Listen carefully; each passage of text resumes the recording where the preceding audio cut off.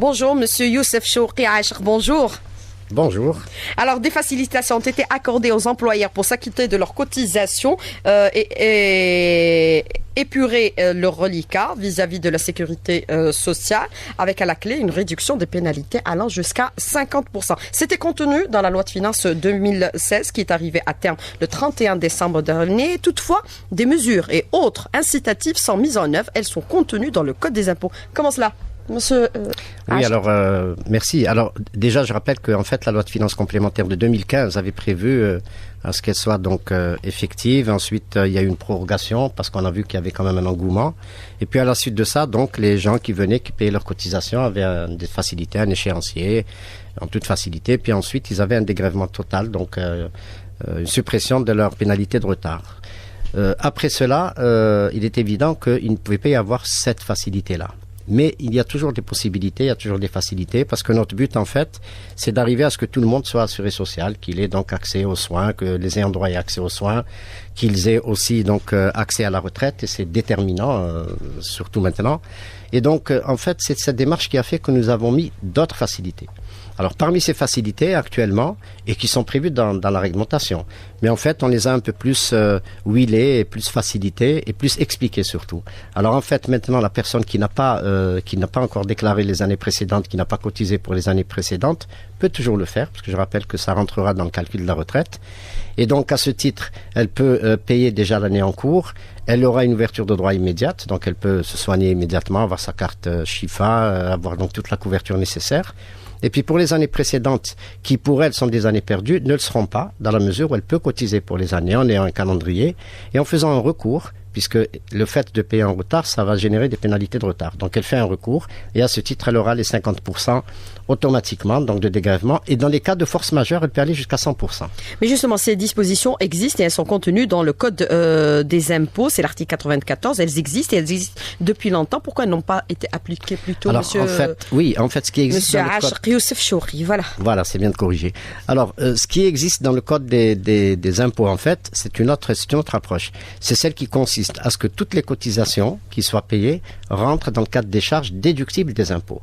Alors, pour cela, effectivement, donc c'est prévu, c'est l'article 84 donc, du Code des impôts, qui prévoit donc que ça rentre dans les charges et que donc elles sont déductibles de l'assiette imposable, donc de l'assiette imposable. Et à ce titre, donc, en fait, ce qu'on peut donner d'une main, on peut le récupérer d'une autre. C'est pour ça que, en fait, je demande toujours à ce que nos cotisants cotisent au mieux, au maximum, pourquoi pas, de manière non seulement à intégrer ce qu'ils vont cotiser dans les charges, donc ce qu'ils vont gagner, mais aussi à avoir à terme une meilleure retraite et partir à une retraite quand même conséquente. Mais quand on parle de cet article 84 contenu dans le Code des impôts, pourquoi il n'a pas été appliqué plus tôt, monsieur Aïcher? Alors moi aussi, pourquoi je m'interroge. envisager tout le temps des dispositions alors qu'elles existent? Alors je m'interroge. On a toujours dit qu'on a les meilleures lois, mais on les applique pas. Oui, tout à fait, je m'interroge parce qu'en fait, les assujettis donc qui se doivent de payer donc des impôts ne le savaient pas.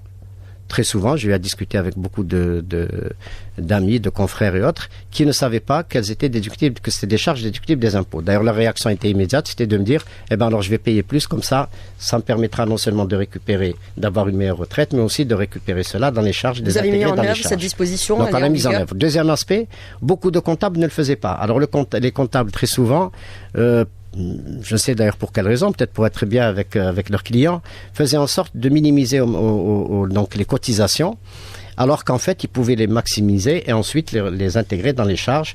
Et à ce moment-là, donc, le citoyen était gagnant. L'autre aspect, c'est que parfois, au niveau des recettes des impôts, on ne les acceptait pas. Est-ce que c'est par méconnaissance? Est-ce que je ne sais pas? Toujours est-il, et là je tiens sincèrement à remercier monsieur le directeur général des impôts, et nous avons fait un communiqué commun qui a été diffusé partout, au niveau de toutes les directions des impôts, au niveau des adhérents de la CASNOS. On leur a expliqué. Et qu'est-ce qui est contenu en fait dans ce communiqué? C'est que non seulement c'est intégré dans les charges, ce qui est extrêmement intéressant, et donc c'est une manière de récupérer en fait ce qui a été payé.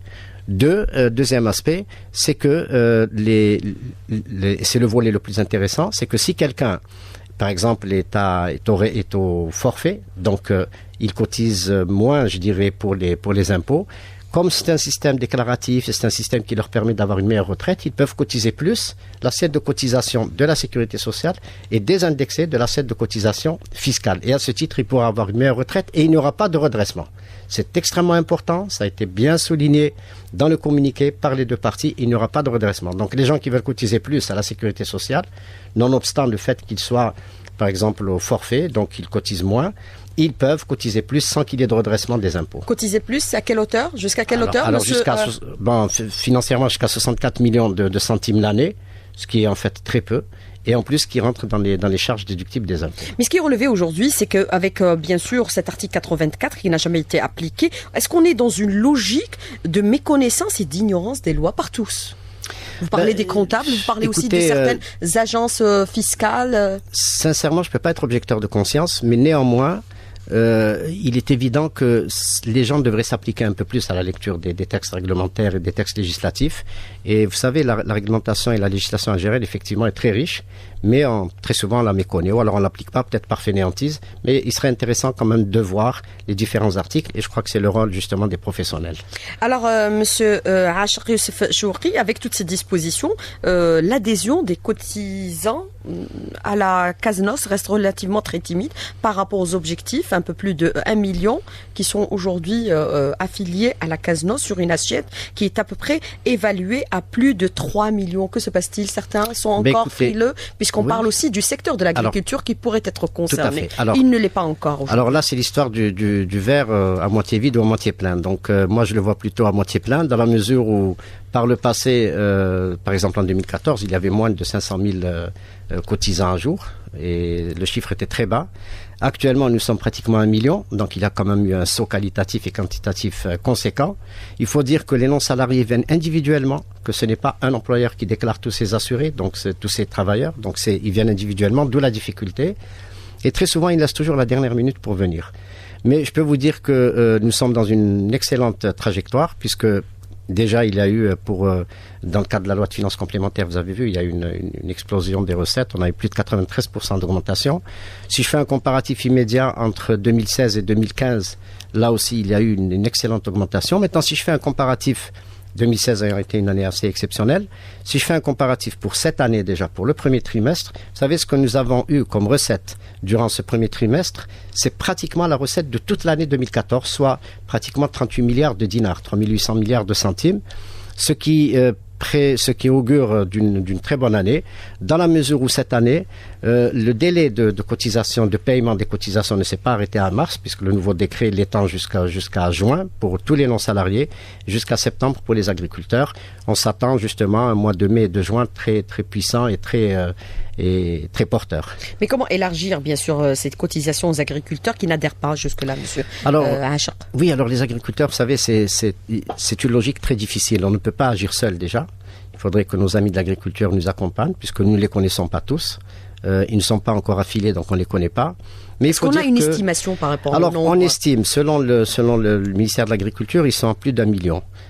Pour nous, nous n'avons pas tout le listing, mais nous sommes, ce qui est réel, c'est que nous sommes passés à 3% uniquement qui cotisaient et donc qui étaient affiliés à la CASNOS. Aujourd'hui, nous sommes pratiquement à 18 et même 19%. Quotidiennement, il y a des agriculteurs qui viennent. Alors c'est assez timide, mais je crois que c'est une culture qui se doit donc de venir graduellement au sein des agriculteurs. Et on voit surtout qu'il y a de jeunes agriculteurs qui viennent. Et l'âge des agriculteurs est en train de baisser, ce qui est très très optimiste en fait et très porteur pour l'Algérie.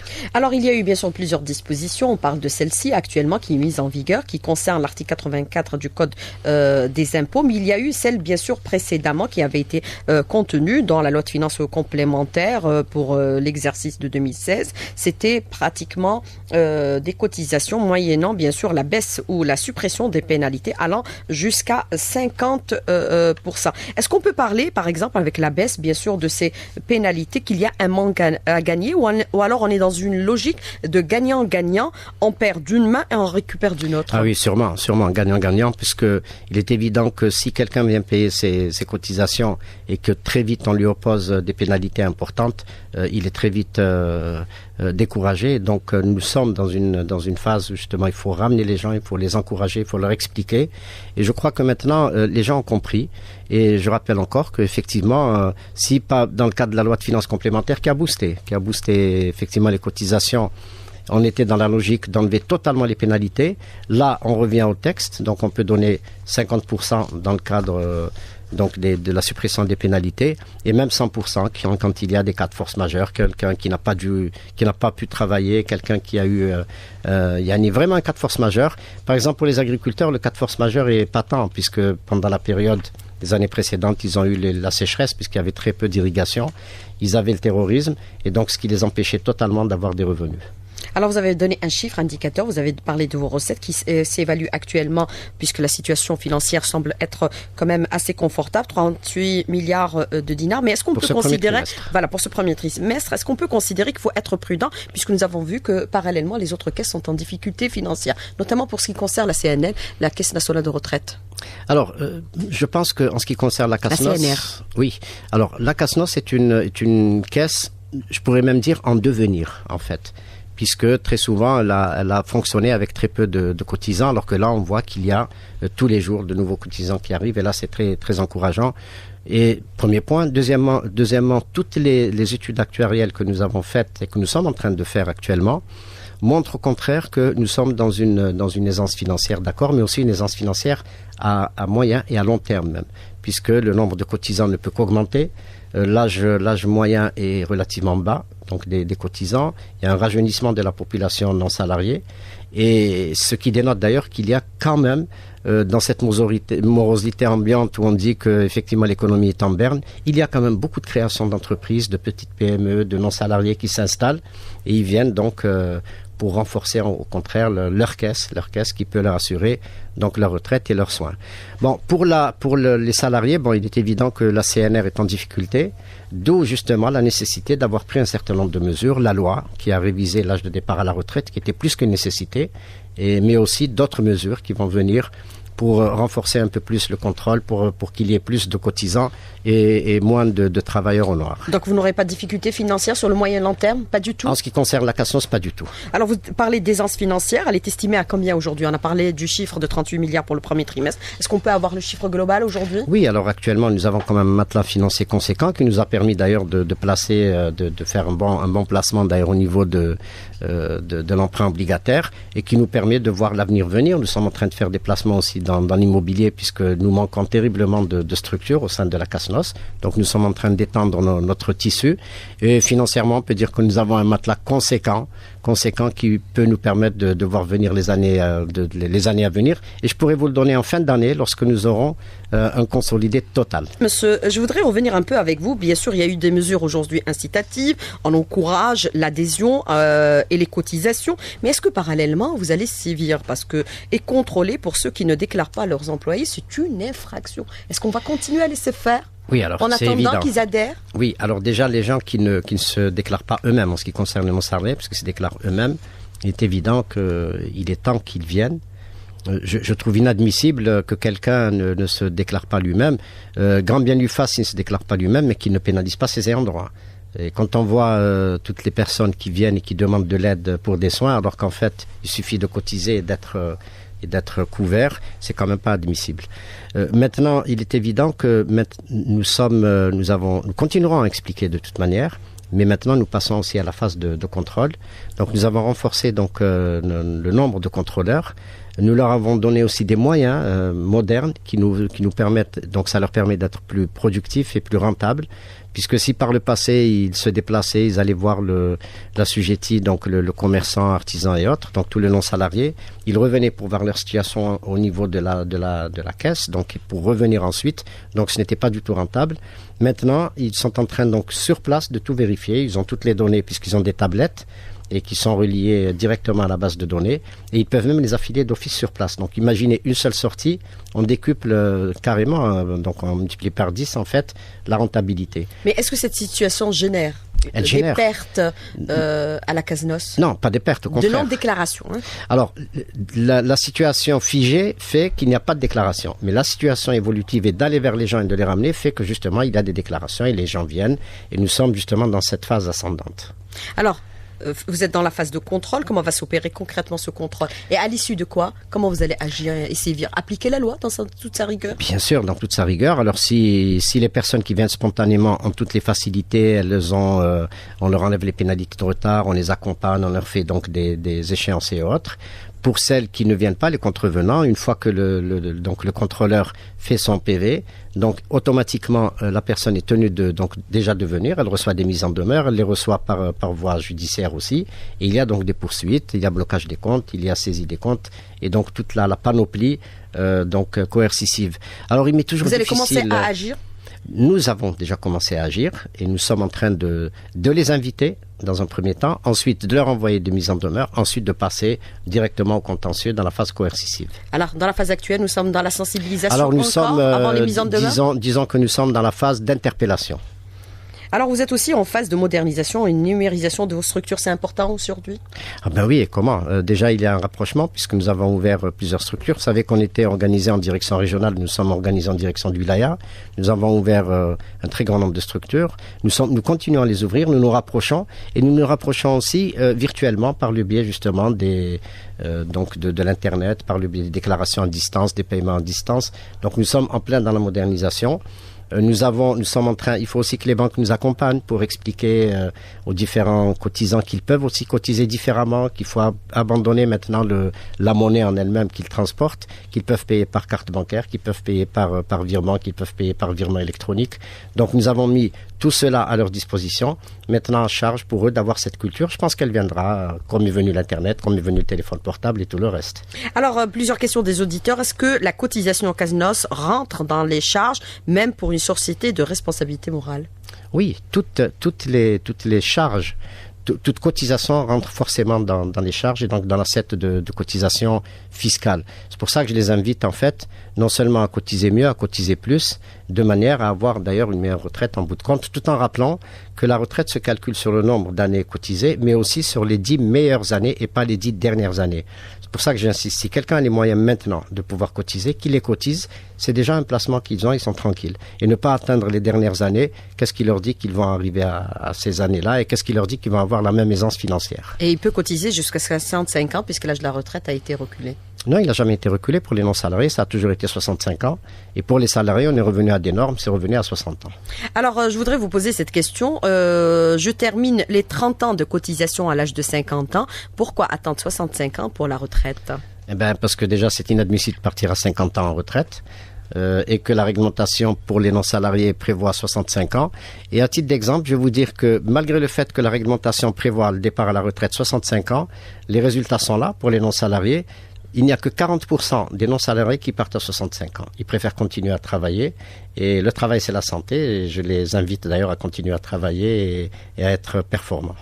Alors, autre question d'un auditeur qui vous dit, est-ce qu'on pourrait éventuellement élargir les cotisations à ceux qui activent dans l'informel aujourd'hui?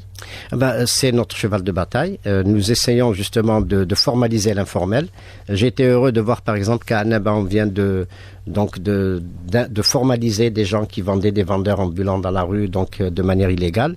On les a donné des endroits où ils pouvaient vendre exercer leur métier. C'est une manière justement de faire en sorte qu'ils aient leur registre de commerce, qu'ils aient leur carte d'artisan et qu'ils viennent avec ça, donc ils aient une identité professionnelle et qu'ils viennent cotiser justement chez nous et avoir la couverture nécessaire. Mais est-ce que c'est pas une façon de légitimer une activité qui est quasiment illégale? Une activité illégale, si ensuite elle se légalise en ayant un registre de commerce, en ayant une carte d'artisan, en tout cas un document qui donne l'identité professionnelle, au contraire, on est en train de la formaliser. Et c'est notre but et ça devrait être le but d'ailleurs de tous les secteurs. Alors les cotisations sont-elles déduites à 100% des impôts? Oui, elles sont introduites donc dans l'assiette de cotisation fiscale, donc elle est introduite dans cette assiette-là et à ce titre, donc, elle est comptabilisée comme charge déduite donc de cette assiette. Alors, j'aimerais bien avoir une explication sur le montant de la cotisation du commerçant au minimum différé d'une wilaya à une autre. Rolizen, c'est 50 000 dinars et à Oran, c'est 400 000 dinars. À Chlef, c'est 45 000 dinars. Et j'ai même les preuves que cela diffère d'une région à une autre. On en a déjà parlé. Oui, on en a déjà parlé. En fait, ça, c'est un cliché, un raccourci qui a été souvent opposé un peu à la démarche de nos caisses. Bien sûr que la cotisation, on ne peut pas aller vers l'unification. Il ne peut pas y avoir d'unification parce que si vous prenez un commerçant, s'il a pignon sur rue qu'il existe sur une grande artère à Alger, il va sûrement avoir plus d'entrées que celui qui est dans un village au fin fond donc du pays et qui aura moins de revenus. Donc il est évident que les revenus donc sont évalués par rapport à l'activité, donc par rapport aux revenus, et de là découle justement la cotisation. Et c'est ça le principe solidarité. Ceux qui ont plus de revenus devront cotiser plus. Autre question d'un auditeur qui vous dit, est-ce qu'on bénéficie pratiquement des mêmes avantages que les travailleurs salariés? Ceux de la CNAS, affiliés à la CNAS. Alors, tous les avantages sont identiques, hormis le fait par exemple, qu'une personne, il n'y a pas ce qu'on appelle l'arrêt de travail, donc l'indemnité journalière. Vous savez, comme pour un salarié qui s'arrête de travailler, il n'a plus de rentrée financière. Et donc, à ce titre, il n'a pas d'indemnité journalière. Il a une indemnité journalière, donc il a un arrêt de travail. Pour les non-salariés, ça ne l'est pas, ça n'existe ni dans la réglementation, ni dans la législation. Donc, par exemple, une femme qui va en congé de maternité ne touche pas à sa maternité. Vous allez me dire ce n'est pas normal et que c'est discriminatoire. Oui. Je suis d'accord avec vous dans la mesure où pour certaines activités, effectivement, où la présence est obligatoire. Et d'ailleurs, nous sommes en train de réfléchir pour mettre en place, de faire évoluer un peu la législation et la réglementation. Si une personne se doit d'être présente et que son activité ne s'arrête pas et donc que les revenus s'arrêtent, donc dans ce cas de figure, alors à ce moment-là, nous sommes tenus de lui donner donc une compensation financière. Maintenant, si la personne peut être à domicile et que sa présence n'est pas obligatoire et qu'elle est proche de ses enfants, à ce moment-là, il n'est pas question qu'elle ait cette indemnité. C'est discriminatoire, cela signifie que quelque part, quand on est dans le privé, on n'a pas le droit de faire des enfants. Non, au contraire, et de rester à la maison. Au contraire. Nous sommes loin de cette approche, mais néanmoins, si la présence de la personne est obligatoire dans une activité donnée, c'est là où nous sommes en train de réfléchir à faire évoluer justement cette possibilité. D'ailleurs, la même chose, je vais plus loin, pour les arrêts de travail, les accidents de travail, pour certains métiers à risque, il n'est pas normal qu'un non-salarié, un propriétaire, un menuisier par exemple, qui se coupe la main n'a pas d'accident de travail alors que son agent, son employé là. Donc nous sommes en train aussi de voir ça et de voir aussi les moyens de financement. Donc il faudrait revoir une cotisation supplémentaire pour les cas précis qu'on se doit d'étudier. Alors, une question simple, un gérant actionnaire majoritaire d'une Earl ou Sarl est-il obligé de cotiser à la CNAS et à la CASNOS? La CNAS ne les laisse pas cotiser. Alors, je suis quand même étonné. S'il est exclusivement gérant, sans qu'il n'ait d'action en plus, un autre revenu en tant que non-salarié, il devra à ce moment-là payer des deux côtés. Et bien sûr, avoir des avantages, notamment pour sa retraite, où il y aura une coordination entre les deux parties. Maintenant, s'il n'est que gérant, il va cotiser à la CNAS. S'il n'est que propriétaire et donc il ne gère pas, donc il n'est pas salarié, il ne cotisera qu'à la CASNOS. Maintenant, s'il est les deux, c'est très souvent le cas, il cotisera des deux côtés.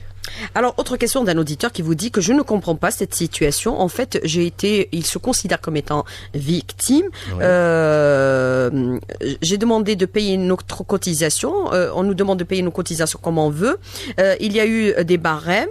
Avant, c'est en fonction du chiffre d'affaires. On m'a fait payer un supplément de 75 000 dinars, en plus des 32 400 dinars, malgré le fait que mon chiffre d'affaires était déficitaire. Est-ce normal aujourd'hui? Alors écoutez, moi je suis quand même étonné que des gens continuent à vouloir payer 32 400 l'année, alors que je donne toujours cet exemple parce qu'il est frappant. Vous savez que quand vous prenez une femme de ménage qui travaille dans une administration, elle paye plus que 32 400 dinars l'année.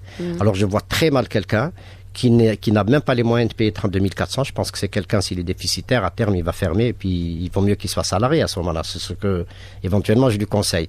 Alors, quelqu'un qui vient payer 32 400 et qui me dit, moi, je suis déficitaire, c'est quand même à revoir. Et c'est le rôle de nos contrôleurs. Ils font un contrôle et sur la base du contrôle, ils font une évaluation et c'est sur cette base qu'il va payer ses cotisations qui, je rappelle, vont lui revenir sous forme de soins et elles vont lui revenir aussi sous forme de retraite. Alors, autre question d'un auditeur qui aborde dans le même sens que vous avez posé tout à l'heure et on l'avait discuté évoqué juste avant cette émission, c'est-à-dire les congés de maternité qui ne sont pas aujourd'hui remboursés. Est-ce que, c'est-à-dire en termes clairs, on n'a pas le droit de tomber malade, puisque même les congés de maladie pour certains ne sont pas payés aujourd'hui? Alors, si la présence de la personne, encore une fois, c'est ce que je vous disais, la législation ne le prévoyait pas, la loi ne le prévoyait pas, la réglementation ne le prévoyait pas, et nous sommes en train de réfléchir justement pour compenser cet aspect-là pour les personnes qui sont tenues d'être présentes, celles qui ne le sont pas et qui peuvent être à domicile, donc leur revenu continue à se faire. S'il y a arrêt du revenu, il y aura donc une compensation financière, mais s'il n'y a pas d'arrêt de revenu, il n'y a pas de raison.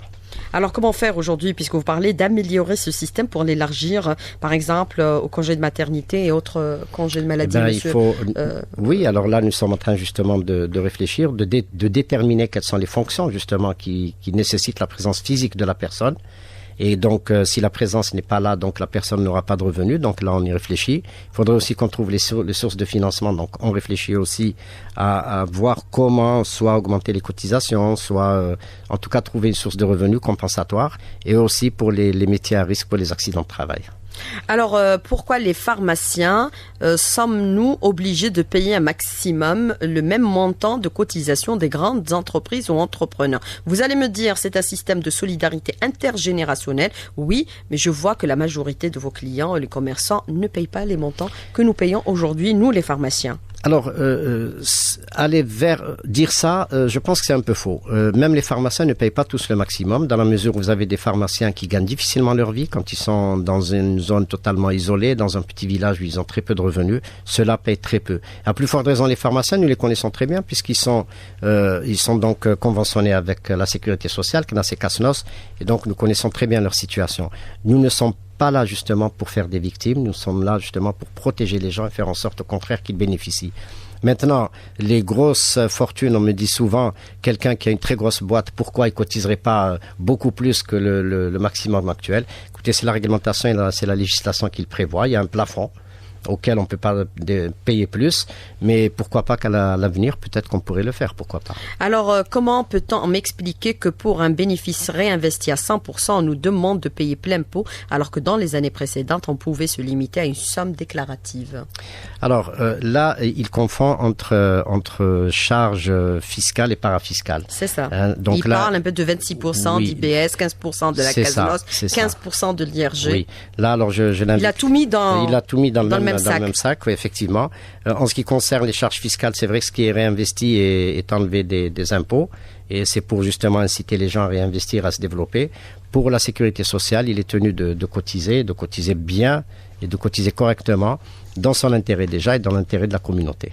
Alors, vous avez déclaré au début de cette émission, dans la première partie, que vous êtes dans une situation d'aisance financière. On a donné le chiffre pour le premier trimestre, 38 milliards de dinars. Est-ce que vous pouvez nous donner pratiquement le montant global qui est réinvesti aujourd'hui, puisque vous réalisez certaines choses, vous avez cotisé pour l'emprunt obligataire, vous êtes en train de placer l'argent de la CASNOS un peu ici et là. Est-ce que vous pouvez nous donner le chiffre global? J'avais promis aux auditeurs que je l'aurais avant la fin de l'émission. Alors écoutez, ici et là, je peux vous dire que c'est ici déjà, que c'est, quand je dis ici, ça veut dire que c'est assuré, que c'est réfléchi, que nous moyennant rémunération. Nous ne prenons aucun risque, bien au contraire. L'emprunt obligataire a fait que nous avons investi pour permettre justement déjà, pour avoir une attitude citoyenne vis-à-vis de l'État, puisque c'est une manière justement de donner une solidarité aussi. Mais aussi, ça nous rapporte un rendement qui nous permet de couvrir tous nos frais de gestion hors salaire et qui nous permet aussi donc d'avoir encore une meilleure aisance à terme. L'autre aspect, nous sommes en train donc d'acheter, de construire, de créer tout un réseau, et c'est autant d'actifs pour la CASNOS. On sait que le dinar se déprécie alors que l'immobilier ne se déprécie pas, ou très peu en tout cas. Et en ce qui concerne le reste, je peux vous dire que notre matelas financier est conséquent. Je vous dirais qu'il dépasse déjà, lorsque j'enlève la gestion quotidienne, parce que nous avons bien sûr une démarche très prudentielle aussi, il dépasse quand même les 50 milliards de dinars, donc ce qui nous permet de voir venir et qui nous donne une très grande aisance financière. Mais nous sommes dans la logique de vouloir l'augmenter. Et je rappelle aussi que nous avons payé toutes les dettes que nous avions, notamment vis-à-vis de la CNAS, depuis 1995 à ce jour. Donc nous sommes totalement payer la totalité ou c'est graduel? Nous avons payé cette année toutes nos dettes vis-à-vis de la CNAS, puisque les années précédentes, la CNAS payait pour le compte de la CASNOS tous les forfaits hospitaliers, payait beaucoup les transferts, tout ça. Donc nous avons tout payé, non seulement pour aider la CNAS et la CNR, puisque la caisse de retraite avait besoin de ce financement, mais aussi ça nous permet d'avoir une gestion très saine. Et alhamdoulilah, nous sommes en bonne aisance financière. Alors, est-ce que le conventionnement médecin traitant est prévu aujourd'hui avec le médecin traitant? Alors, tout oui. Ce qui est contenu dans la carte Chifa, vous en bénéficiez? Oui, alors actuellement, le conventionnement avec tous les pharmaciens se fait, le conventionnement avec les cliniques de chirurgie de cardiovasculaire et d'hémodialyse donc est fait. Tout le reste avec l'ONAF, tout ça est fait. En ce qui concerne les médecins, nous sommes en train de faire évoluer justement cette convention qui existe maintenant assez timidement au niveau de la CNAS. Nous allons la renforcer pour les deux caisses et la lancer, bien sûr. Alors, autre question d'un auditeur, une des dernières, pourquoi la CASNOS ne rembourse pas les congés de maladie? J'ai été hospitalisé pendant 6 mois et je n'ai rien reçu. Ça aussi, c'est un autre aspect que vous allez prendre en charge? Alors, c'est un aspect justement que nous prendrons en charge. Et là aussi, il faudrait juste vérifier que la présence physique est obligatoire et qu'il n'y a pas du tout de revenu. À ce moment-là, il y aura un revenu de remplacement pour les personnes qui n'ont plus du tout de revenus. Alors, un autre auditeur de Biskra qui vous dit pourquoi les médecins installés à Biskra payent 3 fois plus que les médecins privés d'Alger, malgré qu'on soit au sud du pays. Est-ce qu'on peut nous l'expliquer? Écoutez, cette personne ou ces personnes qui posent ce problème-là, si on devait se mettre, nous planter devant leur cabinet, nous verrons des clients, des malades, qui commencent à arriver à 5 heures du matin et qui terminent à 10 heures du soir. Alors, payer 64 millions l'année, c'est le maximum. En termes de cotisation, je pense que c'est très peu payé pour justement ce genre d'activité. Alors, il vous demande aussi, parallèlement, est-ce qu'il y a aujourd'hui amélioration des prestations en ce qui concerne le service public, la réception des clients notamment? Alors là, c'est notre cheval de bataille. Vous pouvez le constater. On demandait il y a quelque temps le certificat de vie. Vous l'avez supprimé? On ne le demande plus. Nous ne demandons plus beaucoup de documents. C'est arrivé quand les extraits de naissance possible. C'est arrivé quand on demande, monsieur? Il y a toujours des moments où parfois des gens qui n'arrivent pas à se mettre au diapason, mais d'une manière générale, nous sommes en train, d'ailleurs, tout le personnel pratiquement est en train de se former. Nous sommes pratiquement à 60% de notre personnel qui a été déjà formé. Et dans la formation, un des premiers axes qui sont développés, c'est l'accueil et c'est la meilleure prise en charge possible de tous nos assurés sociaux. Kamedillah, s'il arrive qu'il y ait des défaillances... Ils sont combien les assurés, globalement, avec leurs ayants droit? Écoutez, nous avons déjà, en ce qui concerne les affiliés, plus d'1 600 000. Alors, comptabiliser une moyenne de 3 ayants droit, ça vous donne un chiffre conséquent de tous nos assurés sociaux. Monsieur Achari Youssef Choukri, merci d'avoir répondu à la question et d'avoir été en direct avec nous ce matin dans le studio. Et je sais que vous êtes joignable sur votre site internet. Merci beaucoup. À bientôt. Merci, c'est moi. Au revoir.